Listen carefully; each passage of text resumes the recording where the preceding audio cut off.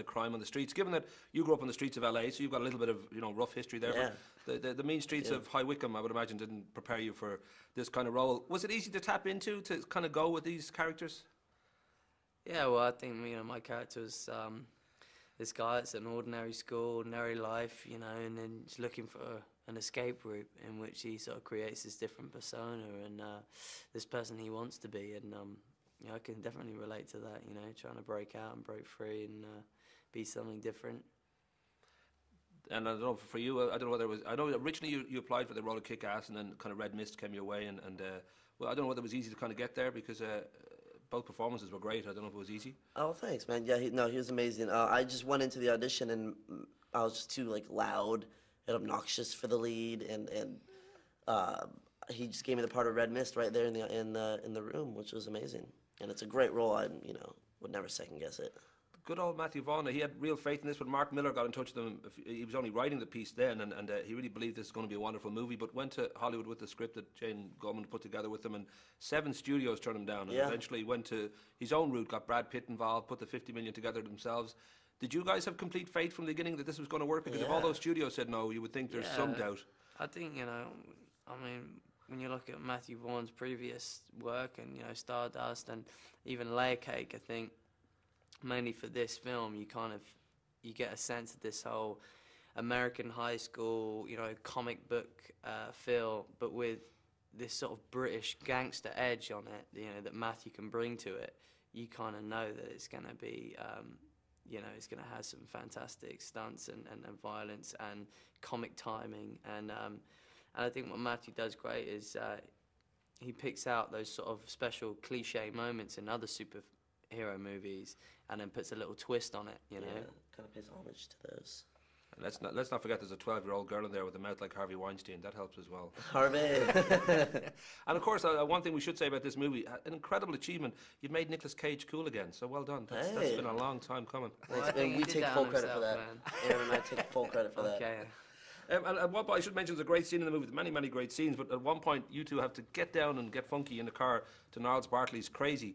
Yeah. It looks a bit like a One Flew Over the Cuckoo's Nest dance-off. I don't know whether there was certain instructions. I want you to look particularly stupid here. I want you to look particularly wild, or was that your natural rhythms coming forward? What happened was they carried on rolling with the camera, and we kind of freestyled on it. Yeah. And kind of just went a bit silly and improvised it. I thought it'd be funny at first because I don't really know Kick-Ass, and he's just kind of dancing a lot, and I felt very uncomfortable just kind of looking at him like, who the fuck is this kid dancing? But then, we just went off, and we danced for a lot more than what was in that movie. A lot of ridiculous dancing stuff that I'm hoping will make the DVD. The DVD, there we go. The reference points here for, there's bits of manga, bits of John Woo, Sergio Leone. There's so many kind of wonderful, rich kind of reference points. Yeah, I don't know whether for you guys, whether sit down and said, I'd like you to watch these movies, I want you to watch Luc Besson, I want you to get this notion in your heads. Well, I mean, I think maybe Matthew had a sense of that throughout filming, and but I didn't, it would have been maybe great to see a few of those. I think. I guess that all sort of came together in the editing mainly, I suppose, what they played around with. And I think, like anything, it's like a puzzle sometimes making a film, and then by the end you've got to put all the pieces together. And there are definitely, all different fight sequences have their own different styles, and I think that's what's really clever about it. You can distinguish, Kick-Ass is his unique fighting skill, Hit Girl's very, one way, and Big Daddy the other. So, Red Mist, of course. He doesn't fight or anything. But that's what's kind of great. You can play around, and like I said, he just plays on those sort of cliches, or you can sort of pick up those special moments in films that you probably loved when you were growing up. Do you know what I mean? So it's and that's the sort of quirky funniness that you can see in it, because it's these kids doing what they see their heroes doing, so they try and copy it. I should mention, if there is a God, this will be very, very big in America and around the world. And for you, Christopher, you've already had that experience of being famous for a movie, and a lot of people would always reference McLovin. But for you, Aaron, you've had Nowhere Boy, and you've been doing this for 8 years now, but there's a real build of a career coming up and up and up. This idea that a movie might actually just break out there, I don't know whether you're completely ready for that, whether you like the idea that you'll be recognised when you walk down the street, or whether it's something that... I think, I'm not aiming to be recognised, or just famous. That's not, the point. I was just if you're ready for it. I know you're not that type of actor. Well, you know what?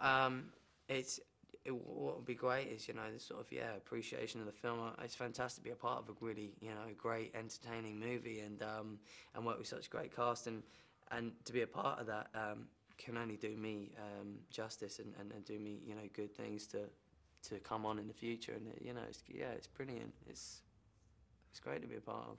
Well, I was going to say, Christopher, since Superbad, you've had a really good run, like with Year One and Role Models and How to Train Your Dragon is just coming around now, a really good movie from DreamWorks. And for yourself, Nowhere Boy obviously is a wonderful movie. And I don't know whether, with this too, I don't know whether you guys feel like, you know, particularly kind of top of the world, or whether you kind of, as actors, there's always that sort of fear, I guess, of failure, that sense of you just don't know from gig to gig how a film's going to work and if you get the parts you want. I mean, do you feel very confident, or would it always be a struggle to... I don't know, I always think that, you know... that the best things are worth fighting for. So, you know, there might be things that come around the corner, or you know, people might want you offer you things, and which is lovely and wonderful, but they might not necessarily, you know, be the thing that takes you on your next venture. And I think the ones that usually do are the ones that you really want to put a fight up for, because they're the ones that you're passionate for, and usually they want someone else.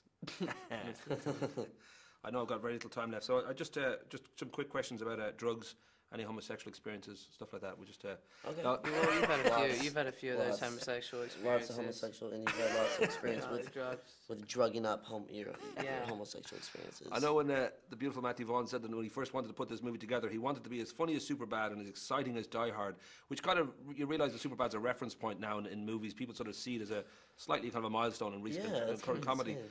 Do you find now that yourself that, you know, as I say, you've had good work since then, do you sort of fear almost that McLovin is going to be that sort of, you know, that sort of William Shatner thing of people will always say, hey, that's the guy who played McLovin, or whether that's a good thing? Well, do people, like, what do they say? Oh, well, just as Captain an actor, Kirk you know, getting a role. Yeah.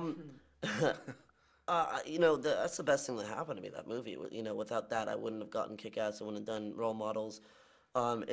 If it sticks with me, it sticks with me, as long as I keep working, you know. Sean Penn still gets recognized as Spicoli from Fast Times, and he's won many Oscars and has some of the best movies out there. So if I could have 1/10 of his career, I'm Ben Kingsley, Gandhi.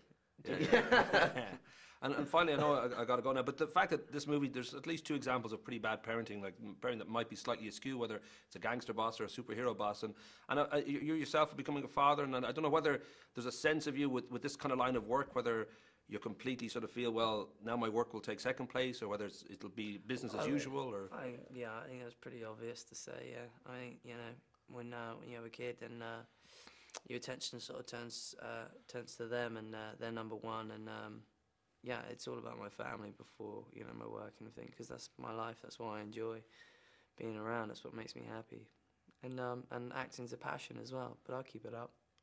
Rock and roll. As I said, well done. Great movie. Cheers. Thanks, yeah, man. lovely to talk to you. Good to meet you. Good to see you again. You've been